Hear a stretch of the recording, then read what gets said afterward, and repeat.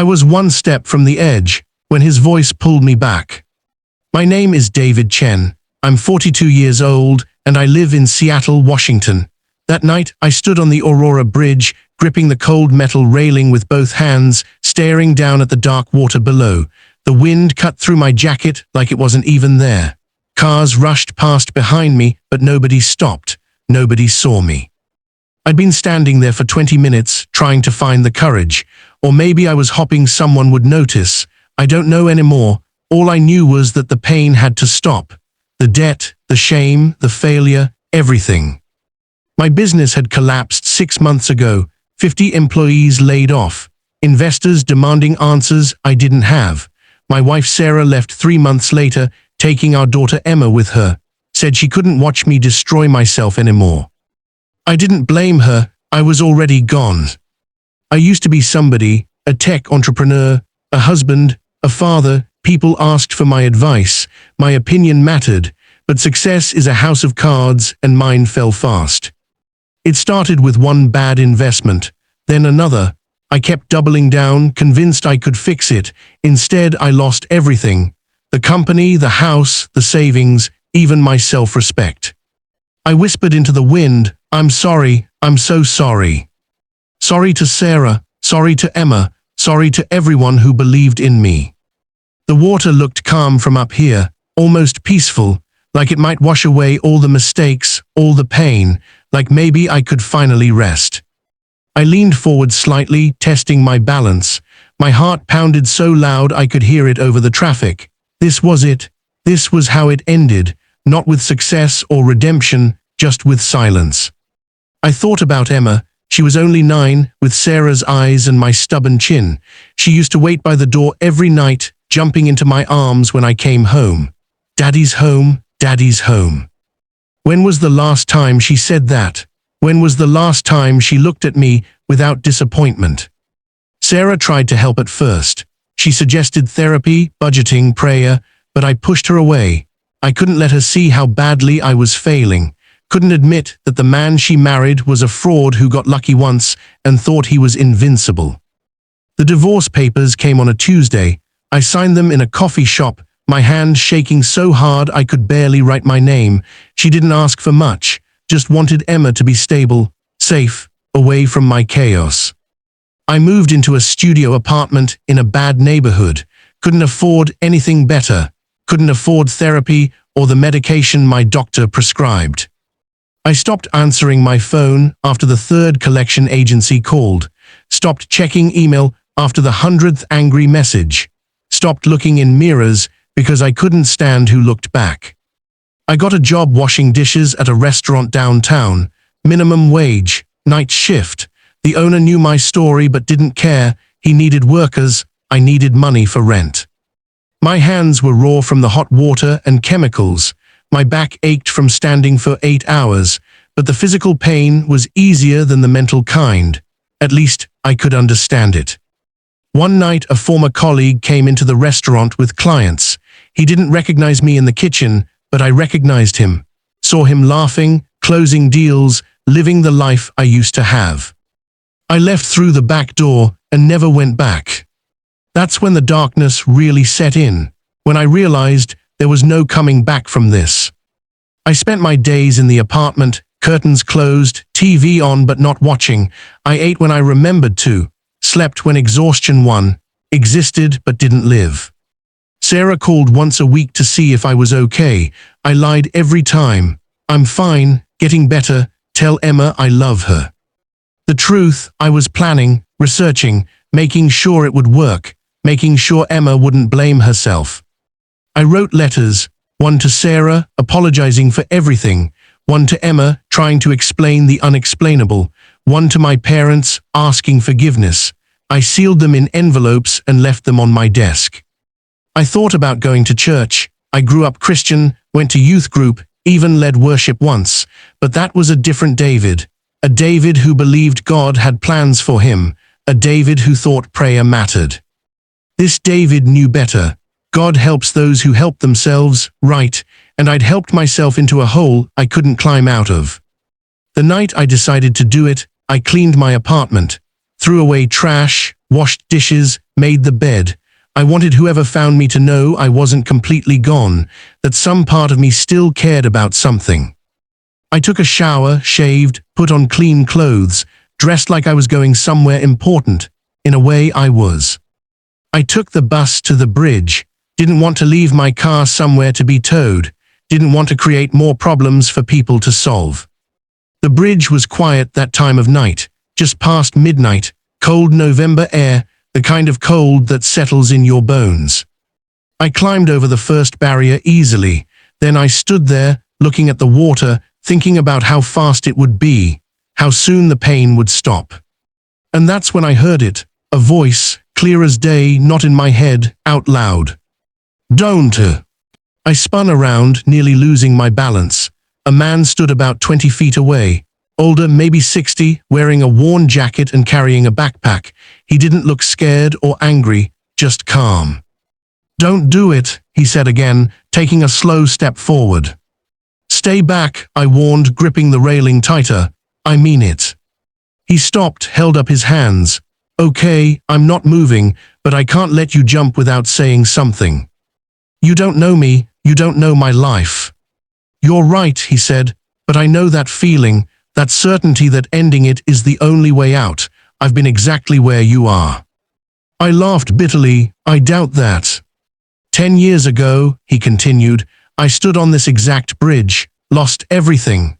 Wife, kids, career, thought God had abandoned me, thought I was doing everyone a favor. My grip loosened slightly. What stopped you? A stranger, he said, guy named Thomas. He talked me down, took me for coffee, told me his story. He'd been where I was, and someone had saved him too. The wind picked up. I was shaking now, from cold or fear or something else. So what? You're paying it forward. Something like that, he smiled gently.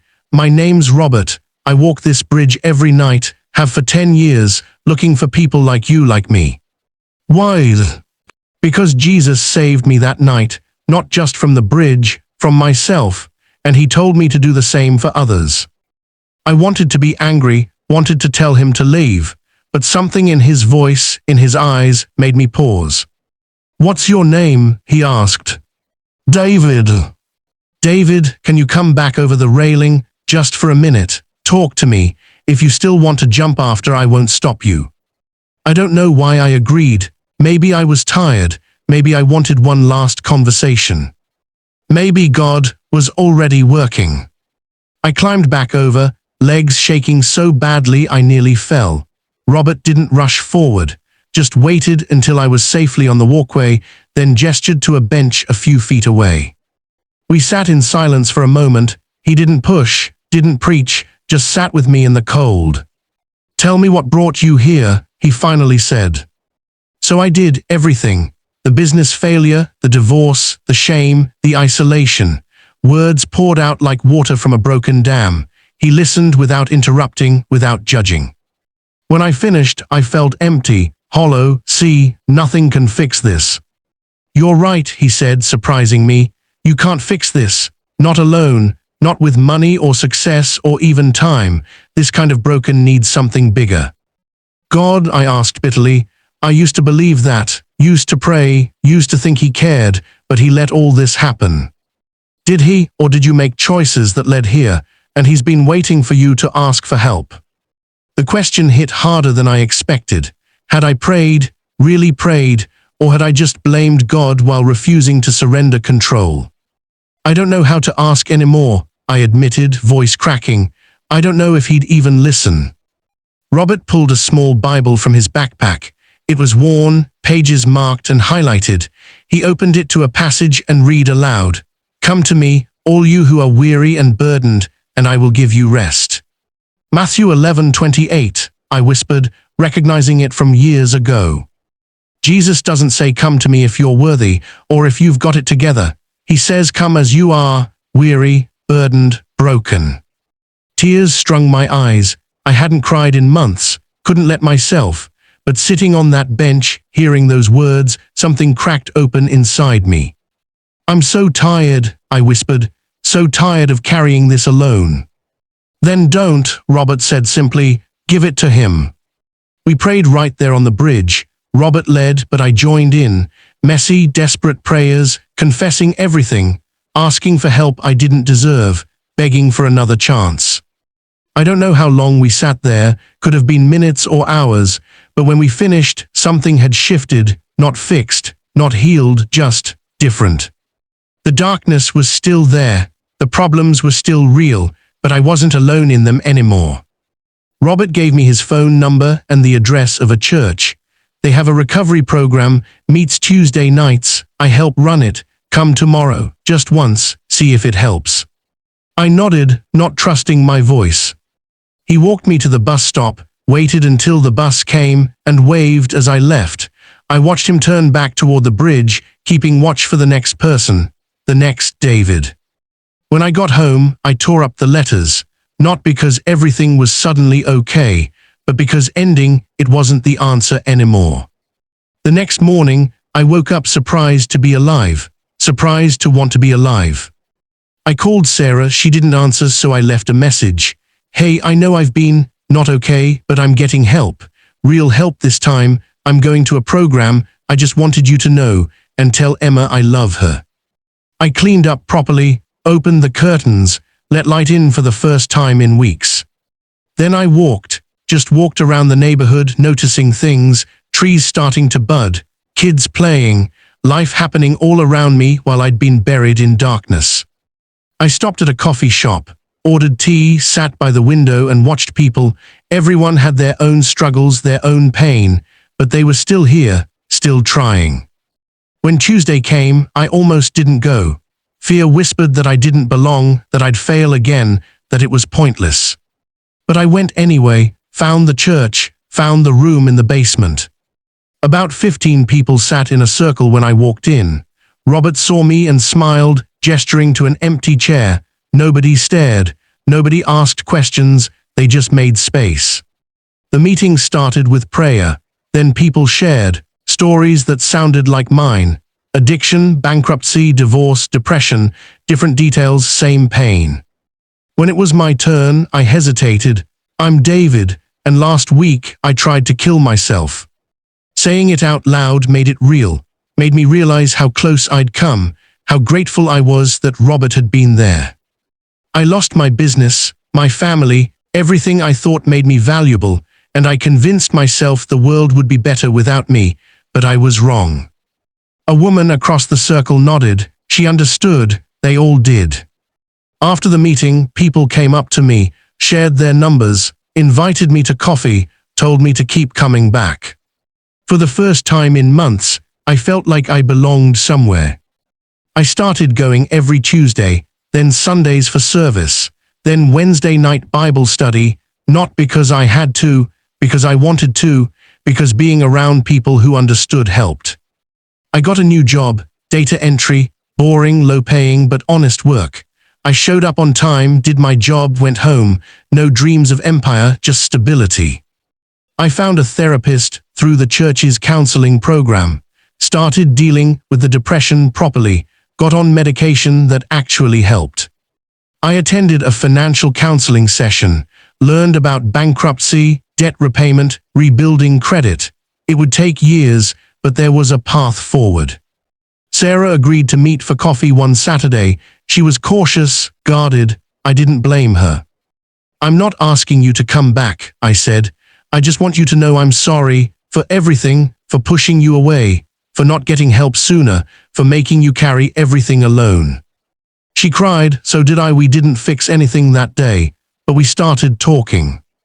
3 months after the bridge, Sarah let me see Emma, supervised at first, in a park with Sarah nearby.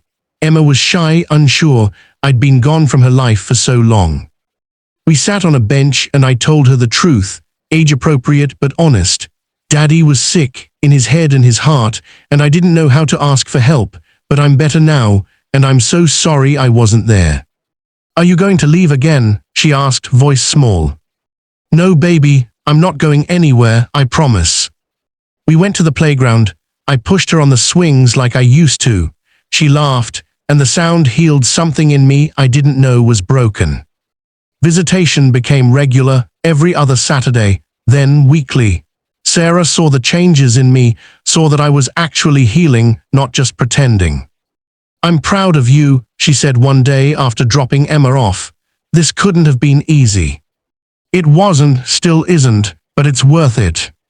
6 months after the bridge, Robert asked if I'd share my story at church. I was terrified. Sharing in the recovery group was one thing, standing in front of hundreds of people was another. But I remembered how Robert's story had saved me. Maybe mine could help someone else. I stood at the pulpit, hands shaking, and told the truth about the business failure, the divorce, the bridge, the voice that stopped me. I thought God had abandoned me. I said, but he'd been there all along, waiting for me to stop running, waiting to catch me when I finally fell. People cried, some came up after, shared their own struggles. A young man told me he'd been planning to end it that week. My story changed his mind. That's when I understood. My pain had purpose. My failure wasn't the end. It was the beginning of something bigger. I started volunteering with Robert on the bridge patrol, walking at night, looking for people who needed saving. We didn't find someone every night, but when we did, we offered hope. 1 year after the bridge, Sarah asked if we could try counseling together, not to get back together necessarily, but to heal the relationship for Emma's sake. We met with a Christian therapist every Thursday. It was hard. We unpacked years of hurt, miscommunication, broken promises. I took responsibility for my part, the ways I'd shut her out, refused help, let pride destroy us. She shared her pain too, how helpless she'd felt watching me spiral, how scared she'd been that Emma would lose her father. "I still love you," she admitted one session, "but I don't know if I can trust you again." "I understand," I said. "I'll spend however long it takes proving I'm different now, even if that means we never get back together. You and Emma deserve that." Slowly things changed. She invited me to Emma's soccer games, to parent-teacher conferences, to birthday parties. I showed up every time, reliable, present, changed. Emma started calling me Daddy again instead of David. That mattered more than any business success ever had. I enrolled in community college, business management classes, but from a different angle this time, learning from my failures, understanding what went wrong and why. My professor, Dr. Martinez, was impressed by my real-world experience, asked me to guest lecture about business failure. I talked honestly about hubris, poor decisions, and ignoring warning signs. Students thanked me afterward, said most lectures were about success stories. Mine was different, real. I got a better job, operations manager for a small nonprofit. It wasn't flashy, didn't pay much, but I was using my skills to help people. That felt right. I started writing too, a blog about recovery, faith, and second chances. People read it. Some reached out with their own stories. I listened, encouraged, pointed them toward resources that had helped me. One woman wrote that my words had stopped her from taking pills, that my story reminded her God wasn't finished with her yet. I cried reading that email. 18 months after the bridge, Sarah suggested we try dating again. Actually dating, like we were new to each other. It felt strange at first. We'd been married for 12 years, had a child together, but we were different people now. I was different, she was different. We went to dinner, movies, church together, slowly rebuilt trust, rebuilt connection. I was patient, didn't push, let her set the pace. Emma was thrilled. "Does this mean you're coming home, Daddy?" "Not yet, sweetheart. Mommy and I are working on things, but whatever happens, I'm not going anywhere." I meant it. Even if Sarah and I never reconciled romantically, I would be Emma's father, would be present, involved, reliable. That was non-negotiable. Robert became a mentor, a friend, almost a father figure. We met weekly for coffee. He checked in, encouraged me, called me out when I was slipping into old patterns.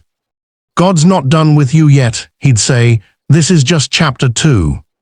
2 years after the bridge, I stood in the same spot where I'd almost ended everything.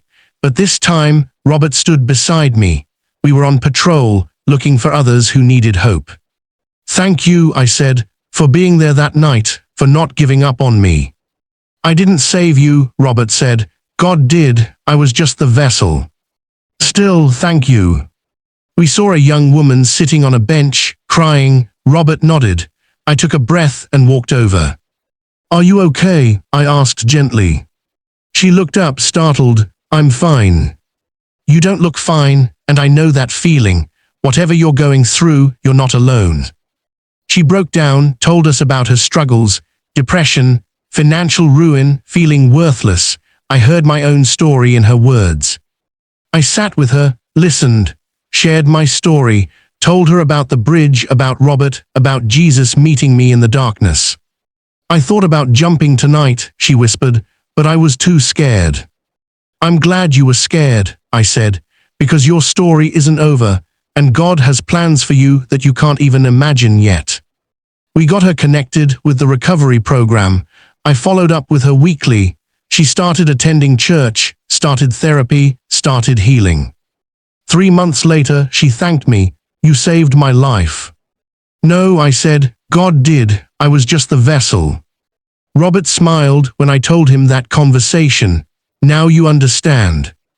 I did. This was my purpose, not building companies or making millions, helping people who were where I'd been, showing them there was hope, that Jesus still saves, that life could get better. Sarah and I got engaged on our 3rd try at dating. Simple proposal in the park where I'd reconnected with Emma. She said yes. We planned a small wedding, church ceremony, recovery group family as guests, Emma as flower girl, Robert as my best man. Standing at the altar watching Sarah walk toward me, I thought about that night on the bridge, how close I'd come to missing this, all of this. We were married on a Saturday in spring. The pastor talked about redemption, second chances, God's grace. Sarah cried, so did I. Emma stood between us during the vows, holding both our hands, our family broken and rebuilt. At the reception, Robert gave a toast. I've watched David transform from a man ready to give up into a man full of purpose. That's what Jesus does. He takes our worst moments and turns them into testimonies. People clapped, some cried, many came up afterward to share their own stories of redemption. Sarah and I honeymooned modestly, weekend at the coast. We didn't need fancy, we just needed together. When we got back, we moved into a small house, nothing like the mansion we'd lost, but it was ours. We hung a cross by the front door. As for me and my house, we will serve the Lord. Emma had her own room again. She decorated it with photos, us on the beach, at church, in the park, happy moments building into a new life. 3 years after the bridge, the recovery program asked me to lead it. Robert was stepping back, wanted me to take over. Are you sure? I asked. I'm still figuring this out myself.